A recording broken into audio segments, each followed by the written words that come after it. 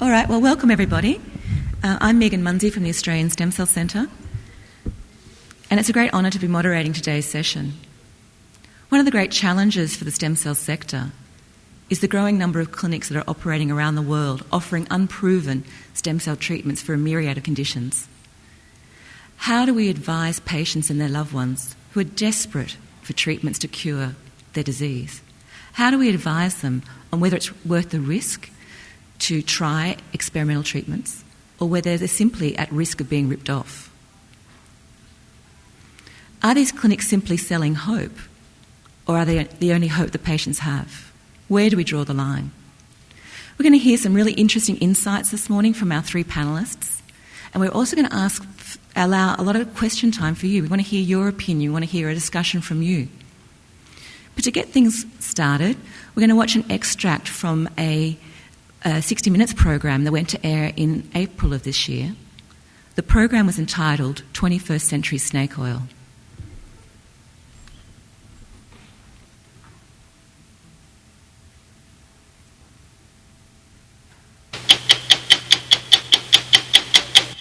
Con men used to travel town to town hawking medical remedies said to be made of Chinese snakes.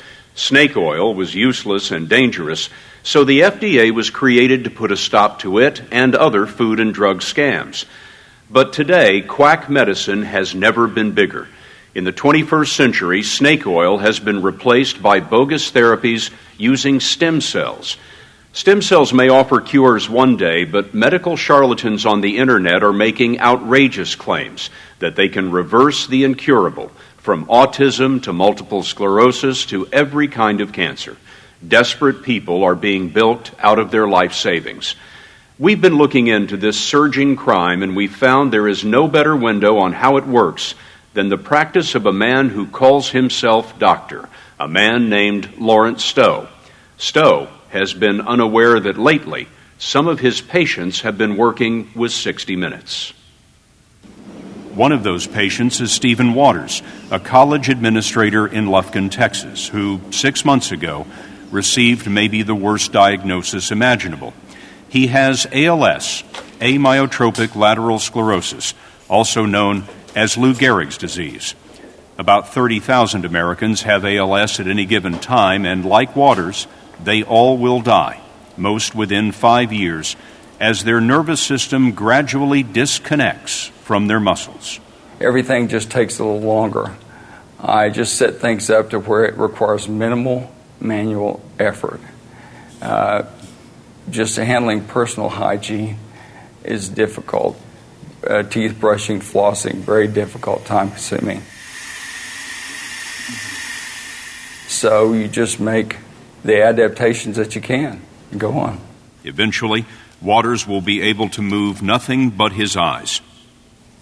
The same fate is ahead of Michael Martin, who also has ALS. Martin has nearly lost any ability to speak, and very soon he won't be able to walk. I wonder what it was that your regular doctor back home told you about your disease and what your prospects were. It's about 2 years. You had about 2 years to live. No patient has ever been cured of ALS. No patient has ever seen the symptoms reversed, even temporarily. But still, desperate people find themselves drawn to a place that promotes the impossible, Stowe Biotherapy in La Mesa, California, near San Diego, which bills itself as a medical oasis.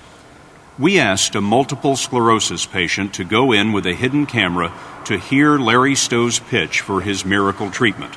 That's Stowe telling our MS patient that he can reverse her disease with his program of herbs and vitamins to boost the immune system, custom vaccines, and stem cell injections. Medical experts say it's nonsense, but it is the same pitch that we secretly recorded again and again as Stowe claimed to reverse cancer, ALS, MS, Parkinson's disease, and more. We're the only ones who have been able to get anybody that's down here back up to here, and they stay back up to here. If we were a major pharmaceutical drug company, we'd be talking about all of our research associating getting Nobel Prizes in medicine and things of that nature. Larry Stowe is not a medical doctor. He claims 2 PhDs, but we found he only has 1 in chemical engineering. He had a career at Mobil Oil and holds patents in the oil industry. But by the 1980s, Stowe had taken a strange turn into pseudoscience.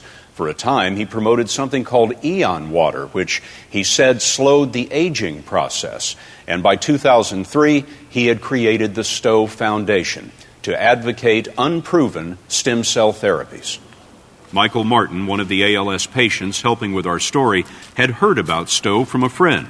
And before we ever met Martin, he'd already given Stowe a down payment of $47,000 to start the treatment. When Dr. Stowe said that he could reverse this disease with stem cells, you thought what?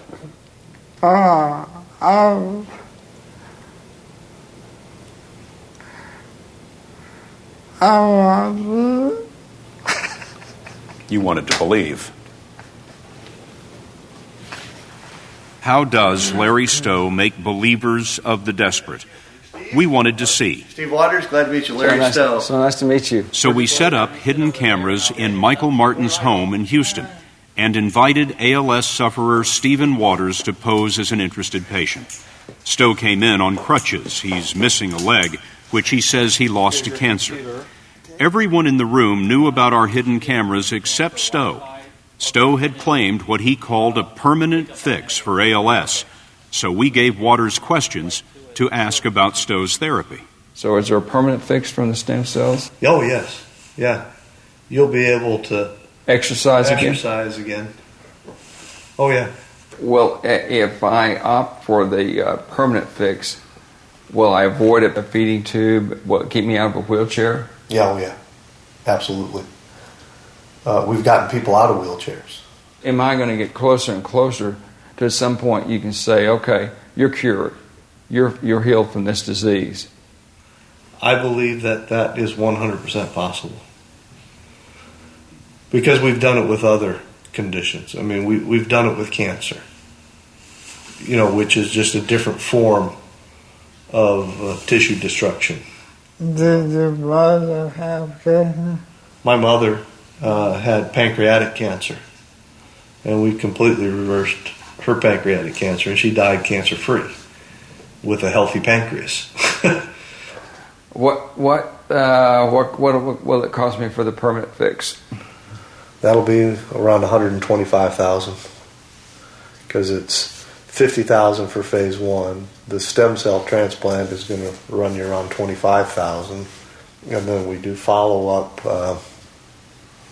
therapy after that to make sure the results hold, and that's another $50,000. Stowe told them they would have to travel to Monterrey, Mexico for the treatment. He said his research associate there would take blood-forming stem cells harvested from umbilical cords or bone marrow and inject those cells into their spines.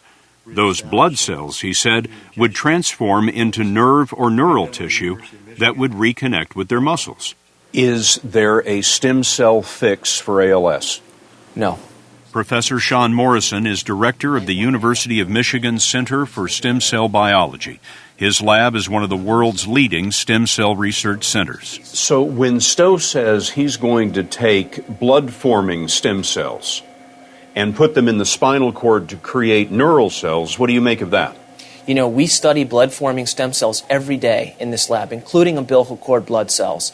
And blood-forming stem cells don't make nervous system tissue. And then what do the injected stem cells do next? They start to regenerate new nerve tissue and repair the synapses. Stowe's incredible pitch often works because his victims have heard something about the promise of stem cells but don't really know much about them.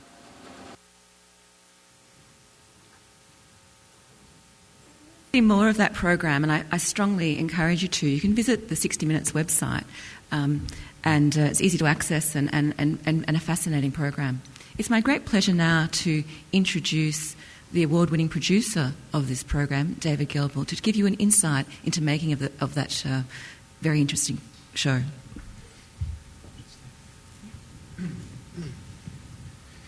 Bring my apparatus with me. I think you could use the mic. Or you could just use the mic. Oh, all right. Hi, everybody. Again, if you want to see the rest of the show, it's on the CBS News website. And just go to 60 Minutes and you'll find it. I thought maybe I'd just take a minute or two to tell you how we got to do the story. The BBC, full disclosure, has done some wonderful investigative work in this area, and we saw some remarkable pieces on the BBC and thought we'd see if there was a story we could do that would be a little bit different.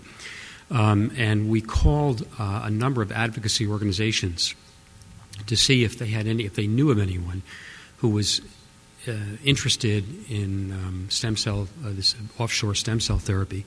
We must have called about 25 organizations, and one of them was ALS Worldwide. And I called Steve, whom I didn't know, and a few days later he called me back and said, we have this fellow in Houston who's willing to talk to you, who has already spent $47,000 as a down payment on a $125,000 cure. And so we went down to Houston and met with Mike Martin, and the story proceeded from there. But we would not have been able to do the story if it weren't for Steve and Barbara Byer. So thanks again. This is probably the 10,478th time I've thanked you guys for it, but every one of them is heartfelt. You may want to know that Dr. Stowe in California is out of business. The FBI and FDA are still investigating. Both him and his, quote, research associate, Dr. Morales, who makes his first nationwide television appearance later on in the show, who actually administers the stem cell injections.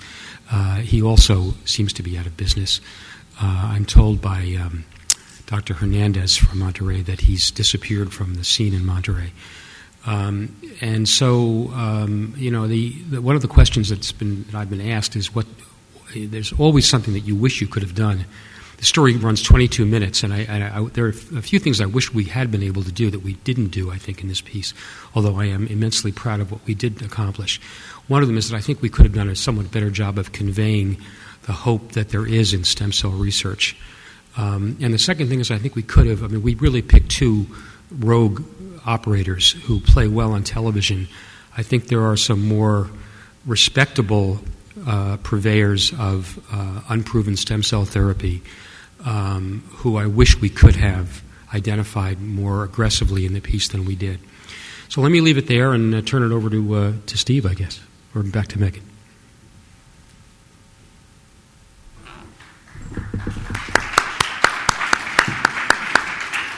So thanks, David. And now I'd like to introduce our second speaker, who probably needs no introduction.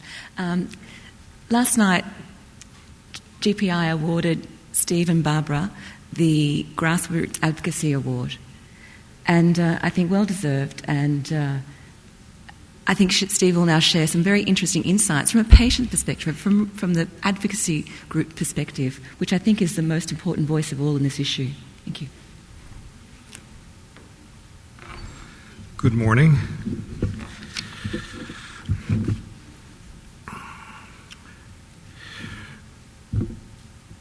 The formal title of this is Methods Related to Our Consulting Role for the CBS TV 60 Minutes Expose, 21st Century Snake Oil. And my title is Anatomy of a Takedown.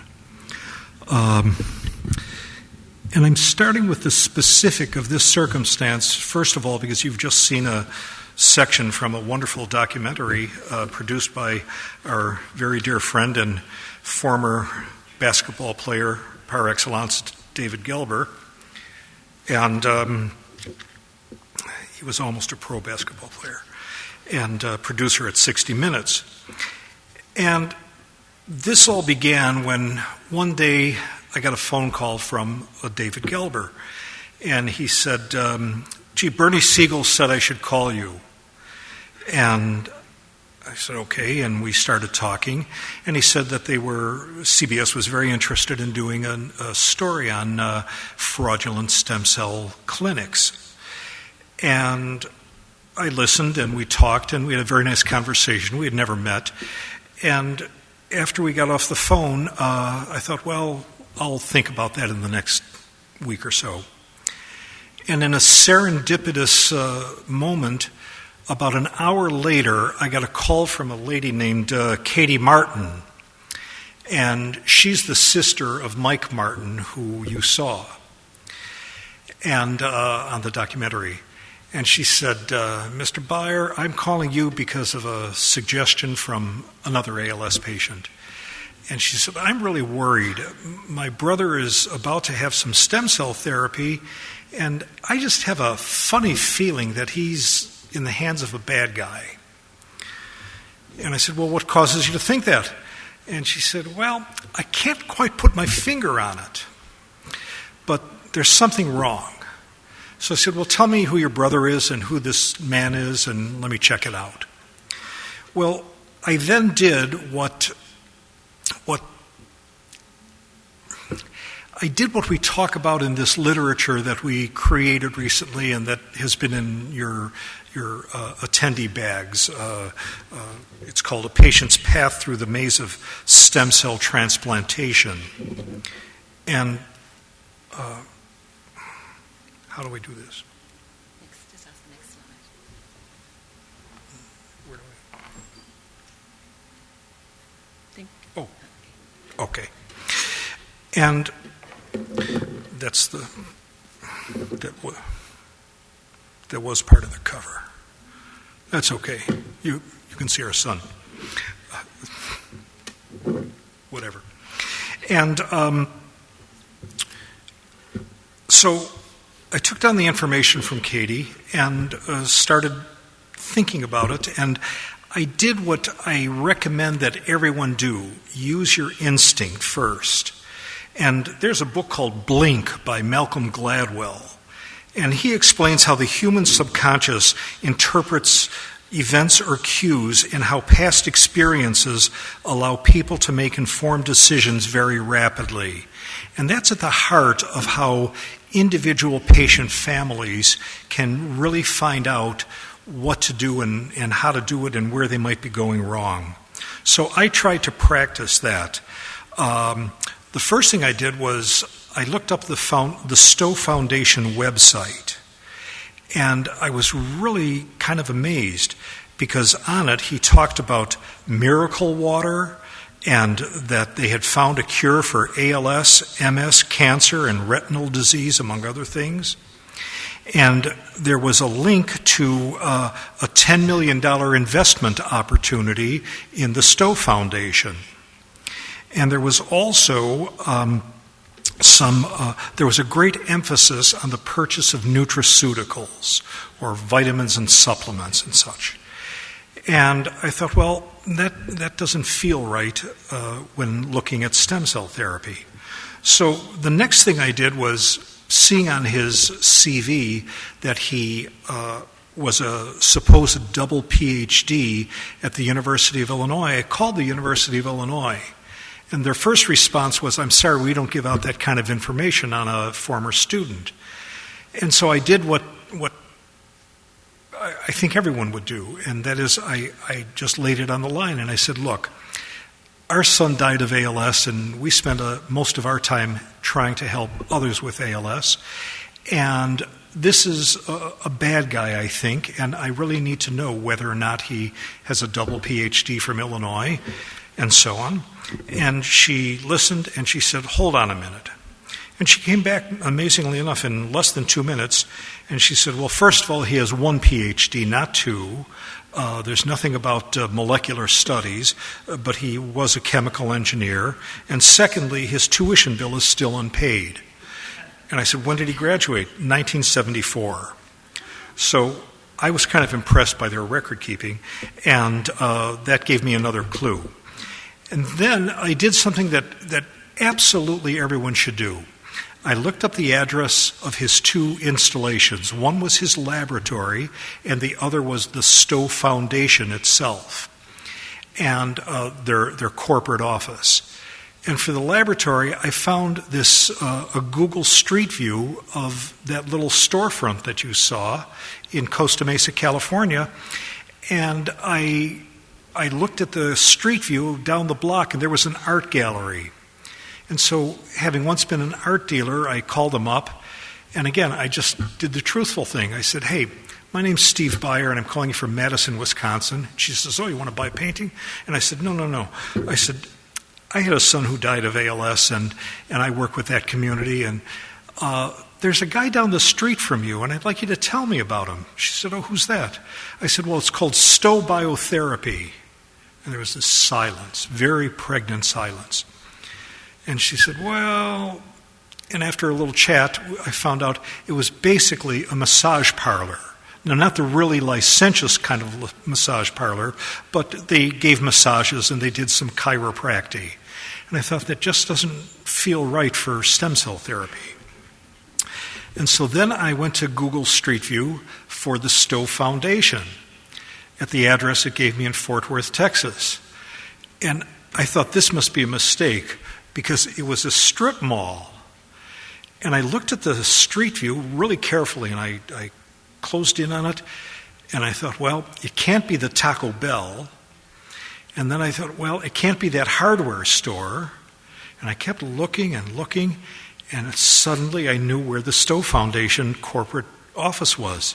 It was at Sam's Easy Mailboxes. So I called Sam, and I said, hey, Sam, I said, you ever heard of the Stowe Foundation? And Sam said, oh, yeah, box 337. Well, this should have been enough, but I continued. And I went to back to Stowe's website, the Stowe Foundation website, and I looked up his university associations and his positions at other institutions and organizations he belonged to, and I called each of them, and simply giving the same statement over and over again, they all said the same thing, and that is either we've never heard of him or this is nonsense. And I called the university that that was his associate, Dr. Morales. So, I did also check the bank records of the Stowe Foundation, and I found that the last time that they had filed their forms for the IRS for their 501c3 was in 2003, the year they were formed. And also that Mr. Dr. Stowe, we call him, had 6 prior businesses, all of which were very strange and totally unrelated to stem cell therapy. So then I did the same thing with supposedly Dr. Morales. And there I found an even worse situation. He claimed, among other things, that in the city of Monterrey, Mexico, he was the executive director of the Regenerative Medicine Institute at a certain hospital. And so I called that hospital, and I got a hold of the administration, and I said my usual story, and I said, well, what about this guy? And again, there was this pregnant silence. And after a lot of hemming and hawing and pushing them to really tell me what was going on, they said, Mr. Morales or Dr. Morales is not associated with our institution. He never was, and he never will be. Well, these kinds of clues are more than clues, of course, and they're all examples of what I think is just simply common sense. Does it smell bad? Is there an immediate discussion of cost? Is it hurry up, a predatory attitude? What was the method of contact? In this case, it was a lawn care client of Mike Martin, the patient, who said, gee, I heard about this guy who cures cancer. It's your instincts, and it's realizing that anything that is patently unbelievable or is filled with unrealistic expectations is probably not true. And if someone claims to cure everything from abdominal aortic aneurysm to zygote intrafallopian transfer, then you know that something is very, very wrong.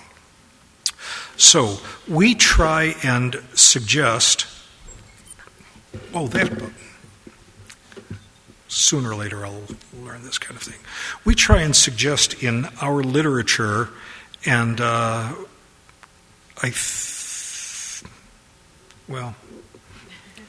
again, just kind of ignore that. I'm of the generation that is technologically challenged.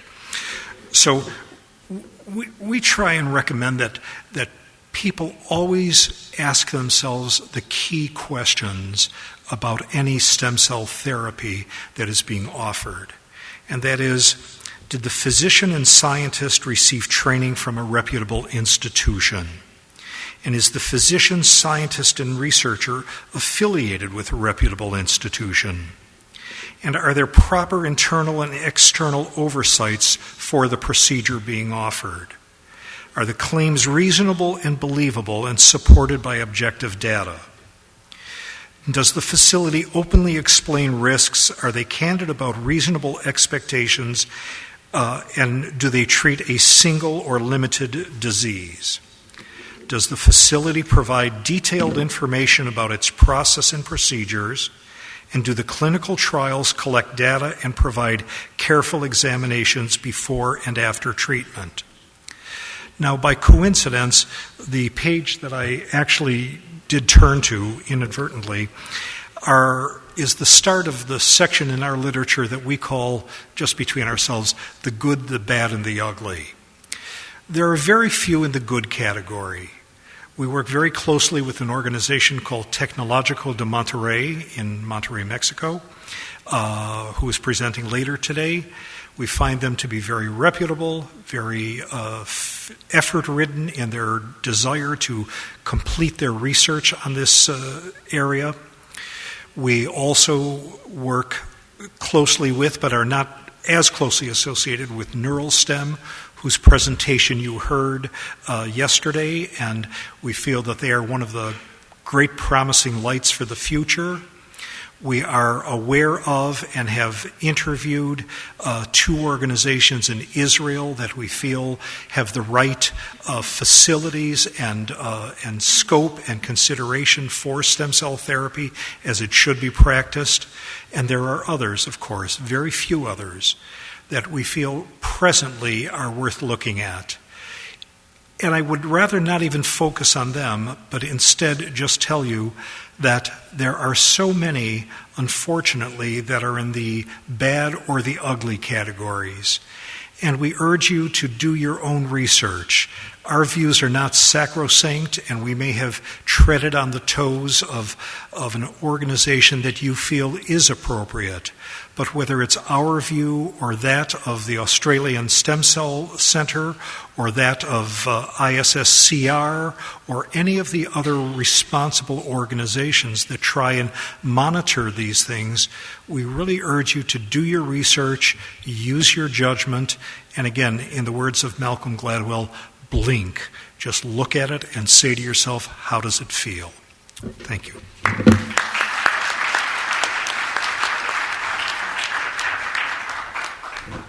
And now I'd like to introduce our third speaker, Heather Rooke.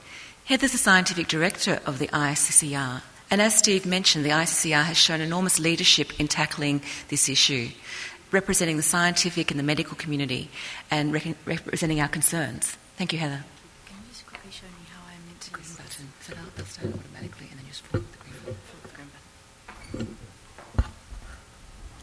Okay, thanks. I'd like to talk a little bit about, I'm just going to move this so I can see the screen, a little bit more today about our initiative to try and put some good information out there on the website. I think Steve's just talked about how Google can be very powerful in a positive way. You can get a lot of great information, but it also can provide you with a lot of poor information.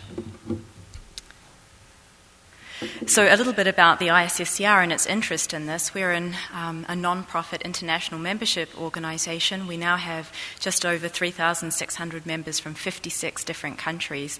And we hold a big annual meeting every year. And this year in San Francisco, more than 4,000 stem cell researchers attended this meeting. And this attests to the field, the way it's developing, and the excitement in the field. The ISSCR's mission is to promote the exchange of information and ideas relating to stem cells in both a professional and a public forums, and to encourage the general field by doing so. The ISSCR is committed to delivering the promise of stem cell research to patients in a safe, effective and fair manner, and one of our big undertakings in 2008 was a series of guidelines for professionals in trying to lay out some principles for exactly this, for safe and effective movement of their research into the clinic. So our more recent initiative has been directed at the public, and this is really a very important forum, and this is to counteract some of the information that's out there and to provide a place where patients and their families, their caregivers, their care providers, their physicians can come and find out more about the basic biology behind things.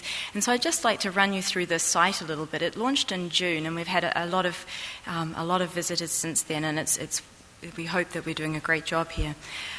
So there's a huge amount of excitement in stem cell research, and that is for good reason.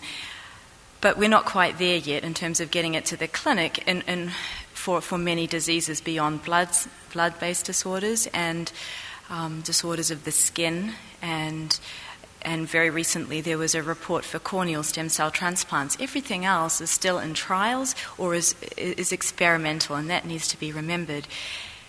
And so with I just clicked too fast, but the page I was just showing you was some facts, some basic biology principles on stem cells. And by coming to these, what we're trying to do is highlight some red flags.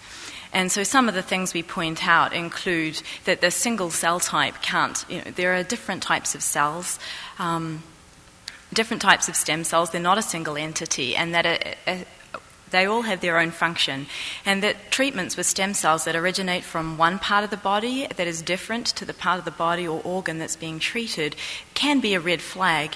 And one example we saw this being spoken to on the 60 Minutes episode was that blood stem cells can't become brain cells. They can't necessarily be used to treat the brain. They cannot magically fix the brain.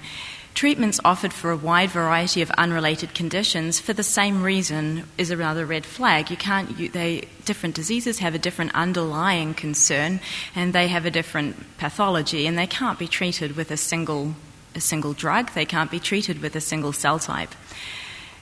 We would warn patients to be very wary of clinics that measure or advertise their results primarily through patient testimonials. It's very not objective, and there are many good reasons why patients' conditions can change which have nothing to do with the treatment, and this is why we strongly advocate for fairly rigorous clinical trials and reporting to ensure that the information can be generalized, that it can be passed from one patient to another, and if it works for one person is having a clear understanding what the likelihood of it working for another patient is. And expensive treatments are a big red flag. There are reasons why people have to pay out of pocket for certain treatments, but this is something you should consider pretty carefully. And certainly if they have not passed through clinical trials, it's the general practice that the company that is generating the experimental medicine would sponsor a huge part of and cover a lot of the costs. So we also have a patient handbook that we developed as part of our professional guidelines. It's an appendix, and we also provide this on the same website here. And we now have this available in 4 or 5 different languages, thanks to our stem cell network partners around the world. And we also really want to reiterate to people that visit our site the importance of the process of how science becomes medicine, and that this is a very well-established path that has been developed over a lot of years, and it's been developed and implemented into law in many countries in response to some of the things that have happened and historically that have hurt patients, and we don't want to see that happen again. And we really put a lot of emphasis on the importance of clinical trials and the checks and balances that should be in place to protect the rights and safety of the patients, and how and why these protections were developed. And we particularly highlight these 2 parts of the review, and this is the monitoring of experimental treatments for patient safety and for ethical practice, which in the United States is done by the Institutional Review Board, and that is absolutely mandated by federal law. And oversight by a national regulatory agency such as the Food and Drug Administration, a national body that have the right to take the information and look through it, often proprietary information, and make decisions about whether this should be allowed to move forward. As I said before, these protections are adopted by law in the US and in many other countries around the world, and we really think that these are very critical questions to ask of a clinic. And what we have set up on our website is also a form where patients can submit the name of a clinic for review. If they see it advertising stem cell treatments, they can enter their the basis of where they've seen it advertised, and it usually is a website. And we will ask these groups for evidence of exactly these two things: the authorization from a medical ethics committee such as the IRB to move forward, and oversight from a national regulatory agency. And the ISSCR will ultimately list clinics on our website and whether or not they have the protections in place. Now, since the opening of this site, we've had a large number of clinics submitted, and we're in this process. It is a long process because we legally need to provide them with some time to respond to us, but we hope to have, within a few months, start to have these lists up. And finally, it's really, I think, back to what Steve was saying, stop and think and ask a lot of questions. And we really encourage people to find out what is possible, what the scientists are saying, and to really know what to ask the clinics. And like Steve, we also have a list of questions to go out and ask the clinics. And I think that there's not too many questions that you can ask. Thanks.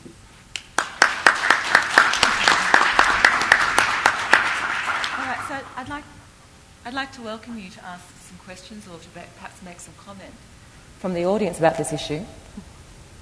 Yes, there's a microphone. Yeah, it would be better if you went to the microphone just in the corridor there. Thank you.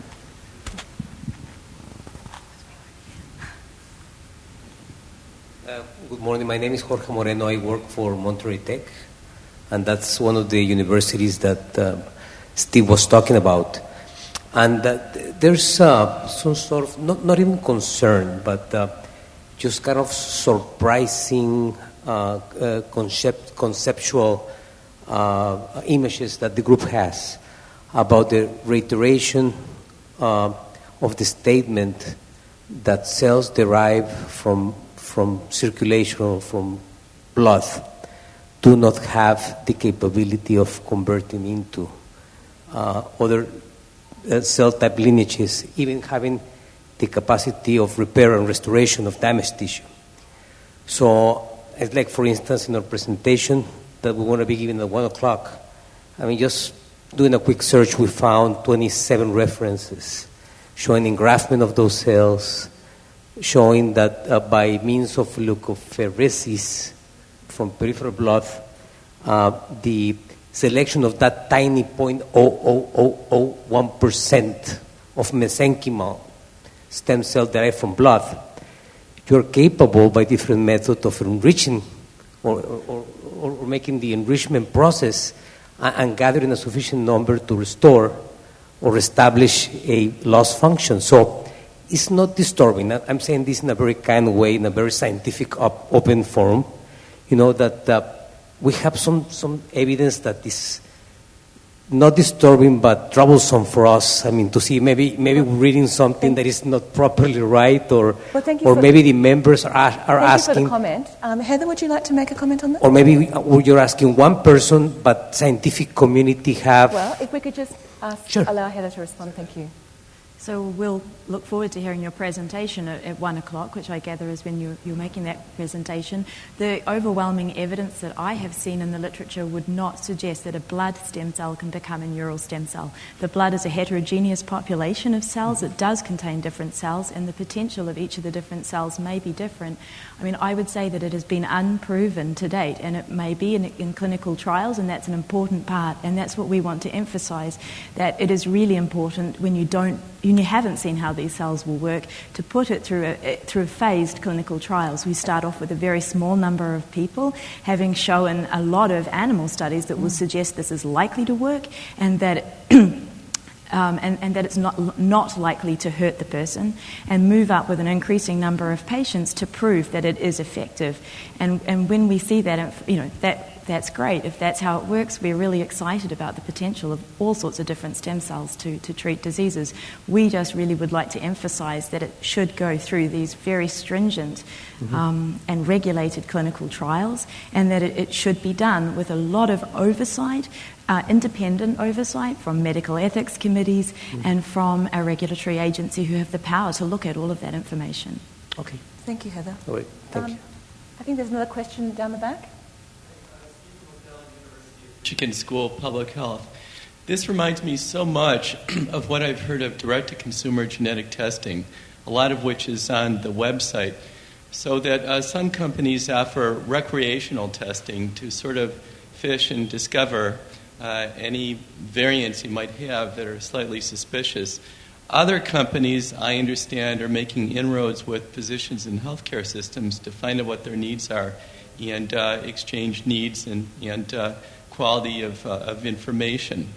So, and the consumer throughout all of this is sort of left to their own devices, although I understand that some states like California and New York are actually contacting companies.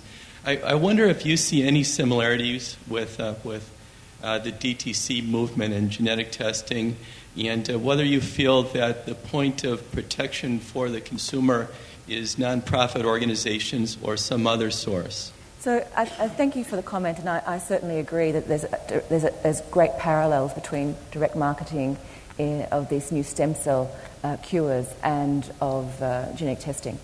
I think the insidious aspect here is the use of Google, the use of Dr. Google. And we've also heard reports of patients who have joined blogs, patient websites to share information, to get support about their illness, almost being stalked by these providers. So it is a significant issue, and I think how to regulate information on the internet is a larger and more complex issue. All I can say is that we need to empower the patient as much as we can through developing checklists, through talking about the issue. But it is an enormous movement, and it was interesting in the previous presentation where we saw a great example of Dr. Google typing in stem cells, and up pops some very, very professional websites. Would anybody else in the panel like to comment? Just that you asked who takes that role. I think that we all play a role. We all play a role in making sure the information gets out there. The non-profit research organisations like ourselves, the non-profit advocacy organisations, excuse me, the press, and the people that are getting the message out to everybody, and at all levels, very important. And again, what we try to do is empower the patient with information, and ultimately, I'm going to have to stop. David, did you have a comment from the kind of media perspective? Well, not on that particular point. Mm-hmm. Okay, we've got another question. Yeah, this is really just a point of information. As part of its statutory authority, the FDA is very much aware of the use of the internet and social media networks for advertising and promoting the products that it regulates. And it is looking at issuing a guidance in the near term on advertising and promotion of regulated products. So the FDA is very much following this. And second, most recently, it specifically addressed the issue of the genetic testing. So this is being looked at by the FDA, and it is a matter of concern for them. So that's important for everybody to take note of. Well, thank you for that. I think it's worth noting, the FDA has been maybe looking at this, but it's been awfully slow off the mark in addressing this kind of explosion of marketing of bogus stem cell therapies. My impression is that that's there, it's visible. A lot of the recruiting for it happens in the United States. They could argue that the actual administration happens offshore, but the false claims are being made on the internet are being made in many cases within the United States.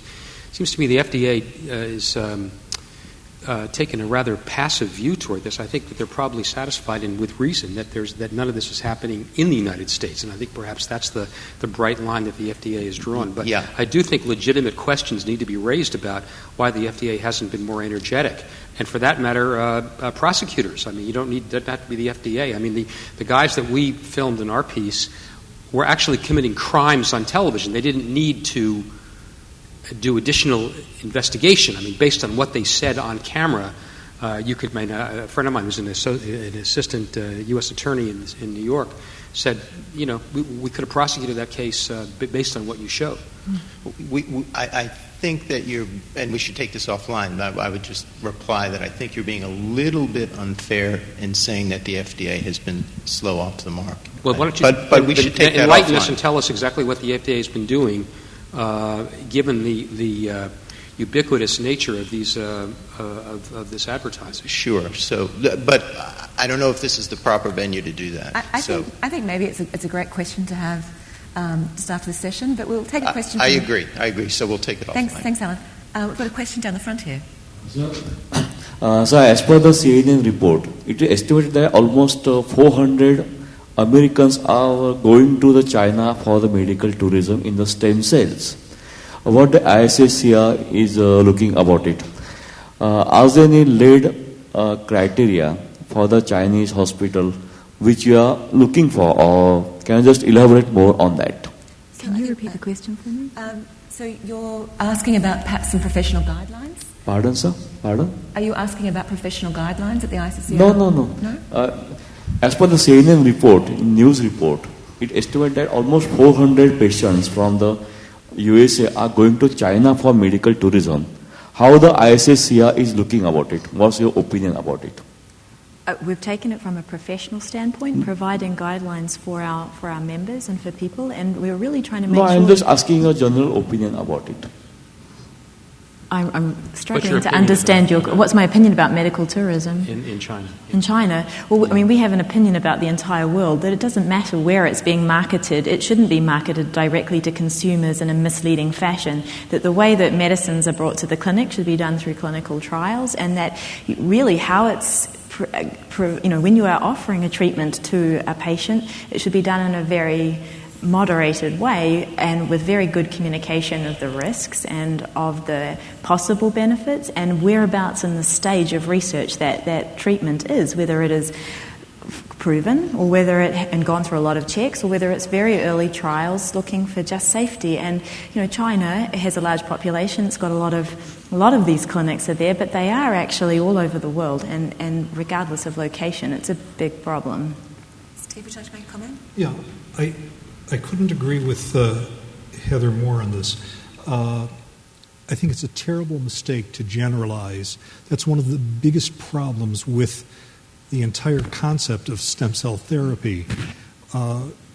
It isn't just one large block. There are so many individual forms of delivery and methods from which stem cells are extracted, and so many different categorizations of techniques and manipulations of the stem cells, just like there are so many different organizations or institutions in China, in Mexico, in the United States, and in every country. And to make these broad generalizations about the fact that I or ISSCR or anyone is negative toward a given organization or a given institution has nothing to do with the national characteristic, has nothing to do with a viewpoint on the country at large, but rather on the viewpoint of whether or not the individual organization is going through the proper clinical test study that is properly monitored and organized, such as I think everyone here has been talking about. And those are the specifics that have to be looked at, and the things that are really important. I think I'd like to ask a question to the panel now, and that's around what more can be done. We've talked about empowering the patient to be informed, to make sure that they're informed before they make the decision. We've talked about the role of the media. We've talked about the role of professional organisations. But I was struck by the excellent presentation from the gentleman from Thailand on what Thailand's achieved in terms of, it seemed to me that through a concern raised by the scientific and medical community, there was pressure and support from the government to really look at the regulatory framework in Thailand, and that's really blocked some of the treatment that was being offered there. So I just wonder whether you had any comment about how effective it is to empower different organisations to have the equivalent, different countries to have the equivalent of an FDA or, in the case of Australia, a TGA, operating to oversee stem cell therapies in particular jurisdictions. I think I'm not sure that I can address that point, but a related point is in terms of what can be done about this. I know the ISSCR has had discussions about whether to actually name names. I mean, whether to be a little more aggressive in identifying institutions, entities around the world that are in fact not living up to the standards which the ISSCR believes are appropriate. There's no question that everybody's worried about litigation here, right? I mean, that's one of the issues. But so far, the ISSCR has been talking in fairly broad categories. We have, but actually we are in that process. We're taking the names of clinics brought to our attention by anybody that visits our Closer Look website, and we'll put those questions to them. That is, do you have the ethical oversight and do you have federal oversight? And if they don't reply with that information, we will list them, because we think that even if they do have it and they don't tell us, that's a lack of transparency, a lack of openness to... Are you publicizing that now? We haven't gone through that full process, so we've got the names, but we are writing to the companies and asking them. So that's the first step, and that's where we're at. Is it your intention, if they don't write back, or if you're not satisfied we will with list the them and information? whether or not they provide us with this information. Well, that would be a big step forward, I think. Yeah, and it's a long process for us, because we have had to establish a very rigorous process for how we get the names of clinics, how we enter this into our system, how we ask the questions, and we also have to give them a fair amount of time to reply to us, to organise information, to know that they've received our request. If your colleague Doug Sipp were here, who's appeared at previous sessions, he would talk about how, and we haven't discussed this yet, how the Internet functions as a kind of an echo chamber. If someone went for a fake cancer cure 20 years ago, it might be covered to Tijuana. It might be covered by the local newspaper in this little town with a reporter who wasn't particularly skeptical, but that's all that would have happened. Now you have this remarkable marketing device, so you've got this access to everybody in the world who has something like ALS. And given the power of that, there hasn't really been a counterpoint, either from the FDA, which I think is mostly responsible for this in this country. I think ISSCR may well move in that direction. I would certainly hope that we that are do. working with regulatory agencies and hope to do that around the world. So what about regulation of websites? I mean, Google has had sort of a social conscience. I mean, is it worth approaching them about some kind of filter? So if you were to detect clinics that you have suspicion about, can we alert Google about that? So in terms of, instead of when you type in your disease of interest and stem cells, instead of those clinics popping up top because perhaps it's a paid advertisement, they're banned or blacklisted. I'm not quite sure how feasible that is, but perhaps that's an option. As a matter of fact, it happens that we have been discussing with some of the people at Genetics Policy Institute this very idea of working with Google, Bing, and the other major search engines to better identify what are perceived to be the fraudulent operations. And it hasn't gotten off the ground, and it may take another year before it does. And it may be other players who actually wind up doing that. But sooner or later, I agree with you that the search engines have to play a role in this in terms of monitoring. I think they would. I think if we appeal to them, I think they would. I think it's a clear... They're accepting advertising from a number of these They are, these indeed. folks. And it's not, to someone who's perhaps not that computer literate, it's not that obvious which are advertisements, and which are just a random generated search. Well, if we don't have any other questions, did the panel want to raise anything else? We haven't really talked about risks at all, and I think that was one thing in the 60 Minutes program that I really enjoyed, was the quote about risks to the consumer. Not just... that was Dr. Goldstein from the right. ISSCR, who made the point that as terrible as it is to be faced with something like ALS, there are things that could be even worse, like, for instance, bankrupting your family and having an even more painful experience in the terminal phase of your life. Is that what you're referring to? Yes, that's exactly what I'm referring to, having an adverse health event from the treatment. Dr. Stanley Appellate, formerly of Baylor University and now at Houston Neurological Institute, may have said it best. He said, the patient is faced with several risks, one of which, very important, is physical harm. Another of which, almost as important, is financial harm. and the third of which, perhaps most important of all, is the loss of hope that comes from continually inappropriate treatments that are foisted on them. And all three of those are terrible risks, and which one is more important? Well, thank you. Very well put. The final comment I'd make is that it's not only a risk to the patient, their health and their financial security, but it's also a risk to the sector. If we have some adverse events, significant adverse events from these clinics, it could put the sector back decades. So I would like to thank you very much for attending our session, and if you join me now to thank our excellent speakers.